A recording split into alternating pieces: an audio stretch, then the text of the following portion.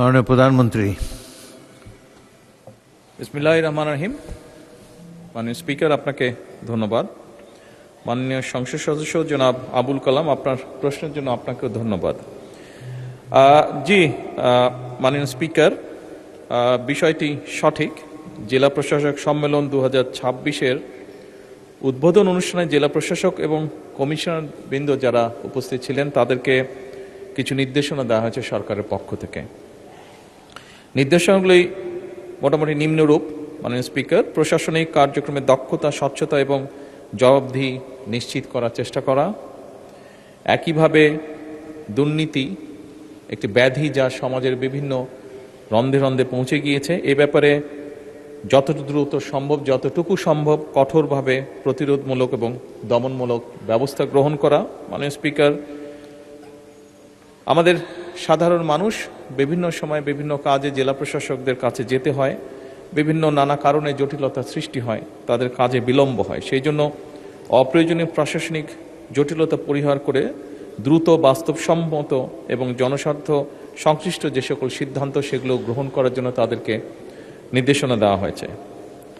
একই সাথে মাননীয় স্পিকার, নিয়োগ, বদলি এবং প্রমোশনের ক্ষেত্রে মেধা এবং দক্ষতা এই বিষয়গুলোকে প্রাধান্য দেওয়ার নির্দেশনা দেওয়া হয়েছে।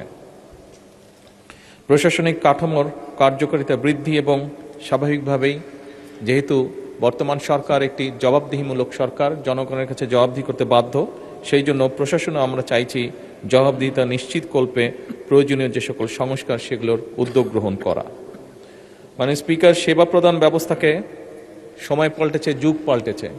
সেবা প্রদান ব্যবস্থাকে সময়োপযোগী, দক্ষ, স্বচ্ছ এবং জবাবদিহিমূলক করার জন্য যত দ্রুত সম্ভব যে সকল জায়গায় সম্ভব প্রশাসনের, বিশেষ করে সেবা প্রদানের ক্ষেত্রে সেগুলোকে ডিজিটালাইজ রূপান্তর করার জন্য নির্দেশনা দেওয়া হয়েছে। এর মধ্যে অনেক জায়গায় কার্যকর ব্যবস্থাও গ্রহণ করা শুরু হয়ে গিয়েছে।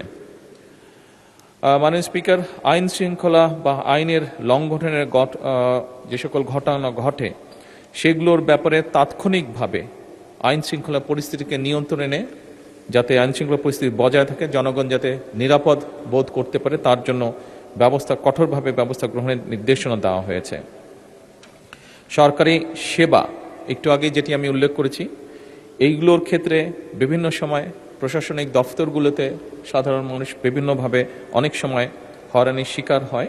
এই হয়রানি মুক্ত করার জন্য এবং দেরি যাতে না হয়, যত দ্রুত সম্ভব মানুষটিকে একটা সহযোগিতা করা যায় এবং একই সাথে এগুলো যাতে অ্যাকাউন্টেবল বা স্বচ্ছ রাখা যায় সে ব্যাপারেও কঠোর নির্দেশনা দেওয়া হয়েছে। মাননীয় স্পিকার, ধন্যবাদ। মাননীয় সদস্য মোহাম্মদ আবুল কালাম, আপনি একটি সম্পূরক প্রশ্ন করতে পারেন। মাননীয় স্পিকার, আপনাকে ধন্যবাদ। আমার উত্থাপিত প্রশ্নের তথ্যবহুল উত্তর প্রদানের জন্য আমি মাননীয় প্রধানমন্ত্রীকে আন্তরিক ধন্যবাদ সহ কৃতজ্ঞতা জানাচ্ছি। মাননীয় স্পিকার, আমরা ইতিমধ্যে লক্ষ্য করছি যে গত 100 দিনে মাননীয় প্রধানমন্ত্রী জনস্বার্থে অনেকগুলো জনবান্ধব কর্মসূচি গ্রহণ ও বাস্তবায়ন করিয়াছেন। এই জন্যে মাননীয় প্রধানমন্ত্রীকে আমি আবারও ধন্যবাদ জানাচ্ছি। মাননীয় স্পিকার, সরকার কর্তৃক গৃহীত উন্নয়ন কর্মসূচি বাস্তবায়ন, প্রশাসনিক কাজের গতিশীলতা সৃষ্টি ও আইন শৃঙ্খলা স্থিতিশীল রাখার স্বার্থে সরকারি বিভিন্ন সংস্থার শূন্য পদ দ্রুত পূরণ করা প্রয়োজন।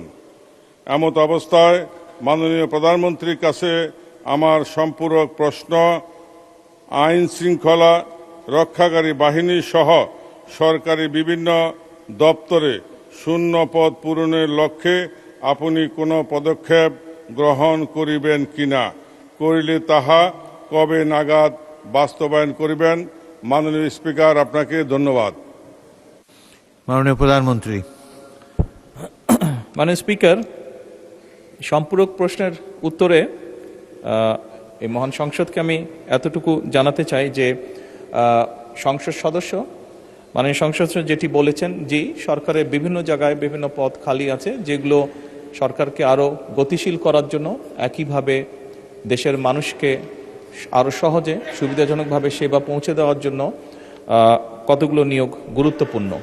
সরকার অত্যন্ত গুরুত্বের সাথে এই বিষয়টি পর্যালোচনা করছে এবং যত দ্রুত সম্ভব আমরা এই পোস্টগুলোতে, এই পদগুলোতে নিয়োগ প্রক্রিয়া শুরু করব ইনশাআল্লাহ। ধন্যবাদ। মাননীয় সদস্য মীর আহমদ বিন কাসেম, ঢাকা 14। মাননীয় স্পিকার, আপনাকে ধন্যবাদ। বহুল প্রচিত পত্রিকায় আমরা জানতে পেরেছি মাননীয় প্রধানমন্ত্রী সরকার দলীয় মহিলা এমপিদেরকে বিরোধী দলীয় সংসদ সদস্যদের এলাকায় উন্নয়ন তদারকি করার দায়িত্ব দিয়েছেন। এই সাথে আরো বলা হয়েছে এসব উন্নয়নে ডিও লেটার ইস্যু করতে পারবেন সরকার দলীয় মহিলা এমপিগণ। এই তথ্য থেকে আমাদের মধ্যে এই বিভ্রান্ত সৃষ্টি হচ্ছে যে এই কাজ কি তাদেরকে এই জন্য দেওয়া হচ্ছে যাতে আমরা যারা বিরোধী দলীয় এমপি আছি আমাদের এলাকার উন্নয়ন কর্মকাণ্ডে আমাদের কোনো হাত থাকবে না, এটা নিশ্চিত করার জন্য কি এই নির্দেশ দেওয়া হচ্ছে কিনা দয়া করে মাননীয় প্রধানমন্ত্রী আমাদের সামনে পরিষ্কার করবেন। মাননীয় প্রধানমন্ত্রী। মাননীয় স্পিকার, ধন্যবাদ। মাননীয় সংসদ সদস্য, আপনি যে প্রশ্নটি করেছেন তার জন্য আপনাকে আন্তরিকভাবে ধন্যবাদ।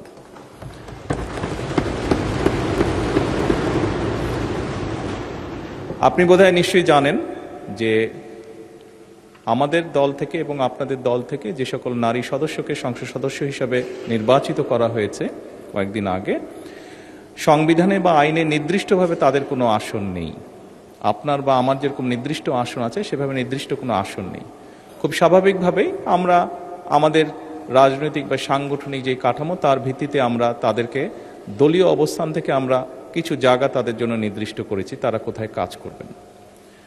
আপনার নির্বাচনী এলাকায় একজন জনপ্রতিনিধি হিসাবে আপনার সম্পূর্ণ হক আছে যে আপনি আপনার এলাকার নির্বাচন উন্নয়নের ব্যাপারে কিভাবে ভূমিকা রাখতে চান।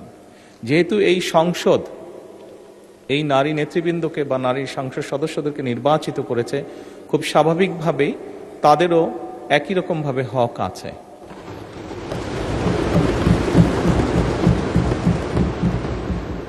একই রকমভাবে হক আছে তার এলাকার বা তার এলাকার মানুষের জন্য। এবং খুব স্বাভাবিকভাবেই আমরা যেটি নিয়ম আছে সরকারের সেই নিয়ম অনুযায়ী আমরা এগোচ্ছি।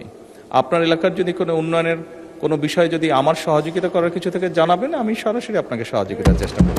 ধন্যবাদ।